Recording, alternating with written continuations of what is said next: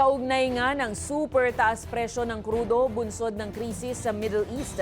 Umarangkada na ngayong Lunes, March 9, ang 4 na araw na lang na trabaho kada linggo sa ilang government units. Pero ang isang grupo ng mga kawani ng pamahalaan tutol sa 4-day work week dahil anila sa hindi nababayarang overtime pay ng mas mahabang workday at sa mga maapektuhang no work, no pay na staff. Ang balitang A to Z, hatid ni Naomi Almohan. Simula sa Lunes, 9 ng Marso, pansamantala nating ipapatupad ang 4-day work week sa ilang tanggapan ng ehekutibo. Ito ang direktiba ni Pangulong Ferdinand Marcos Jr. bilang tugon sa inaasahang big-time dagdag singil sa produktong petrolyo. Bunsod dito ng gera na pinasimula ng alyansa ng United States at Israel nang bombahin ng Iran noong 1 linggo. Sa Metropolitan Manila Development Authority, Lunes hanggang Huwebes na lang ang pasok mula alas 7 ng umaga hanggang alas 6 ng gabi. Non-working days naman ang kanilang Biyernes, Sabado at Linggo. Ganito rin ang schedule na ipinatutupad ng Department of Tourism, National Labor Relations Commission, Social Security System Makati Office at Employees Compensation Commission.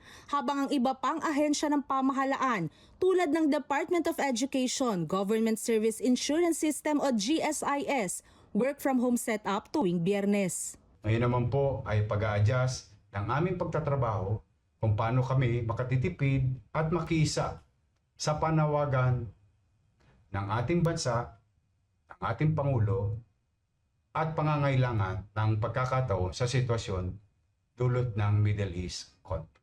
Sumunod na rin sa direktiba ang lokal na pamahalaan ng Maynila. Pero payo ng alkalde, gamitin ng matalino ang mga Biyernes na walang pasok. So on a Friday, you can use it spending time with your family or even rest.